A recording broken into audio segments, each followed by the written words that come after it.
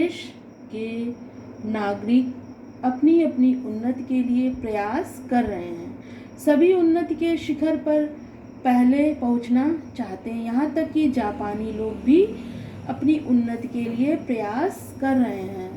हम हिंदुस्तानी लोग अपने स्थान पर खड़े होकर पैरों से मिट्टी खोद रहे हैं। लेखक कहते हैं कि भारतवासियों से कार्य करने के लिए कहा जाए तो वे कहते हैं कि हमें पेट के धंधे के कारण छुट्टी ही नहीं मिलती, हम क्या उन्नति करेंगे।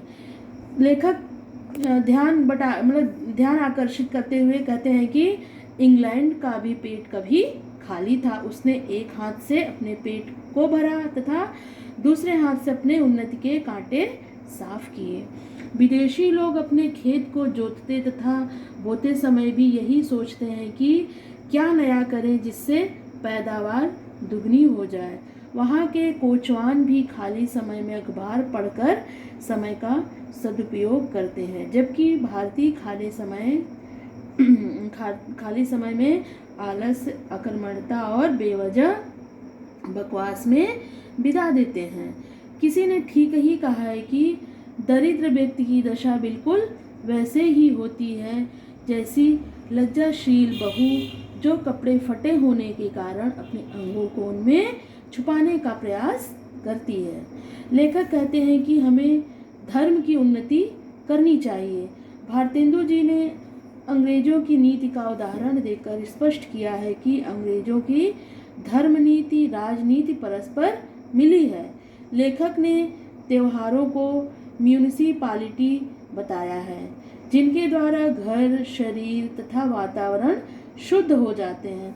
भारतेंदु जी कहते हैं कि हमारे देश में प्रचलित त्योहार, व्रत, नियम आदि समान धर्म हैं, परंतु बदलती हुई परिस्थितियां और समय के अनुसार इनमें भी परिवर्तन की आवश्यकता है। हमारे पूर्वजों ने जो नियम बनाए उनका आशय न समझ उन्हीं की उत्तराधिकारी पीढ़ी ने अपनी सुविधा और स्वार्थ पूर्ति के लिए मनमाने नियम और धर्म बना लिए हैं। ऐसे सभी धर्मों और नियमों में पुनर्निरीक्षण की आवश्यकता है, जिससे सच्चाई की पहचान की जा सके। ऋषि मुनियों ने नियमों और धर्मों को क्यों बनाया है, इनकी हमें वैज्ञानिक खोज करनी चाहिए और उनमें जो बातें हमारे समाज और देश के लिए उपयोगी हो उन्हें ग्रहण कर लेना चाहिए। जिसको छोड़ने की आवश्यकता उन्हें छोड़ देना चाहिए और सभी जातियों के लोग ऊंच नीच छोड़कर भाईचारा से आपस में रहें। भारतेंदु जी कहते हैं कि हम अपने उपभोग की सामान्य वस्तुएं भी स्वयं निर्मित नहीं करने का प्रयास कर रहे हैं। जैसे हम अमेरिका की बनी हुई धोती पहनते हैं, अंगा इंग्लैंड का तथा कंघी फ्रांस का प्रयोग करते हैं, तो हमें छोटी छोटी वस्तुओं के लिए आत्मनिर्भर होने के लिए हमें अपने अंदर आत्मविश्वास को बढ़ाना होगा।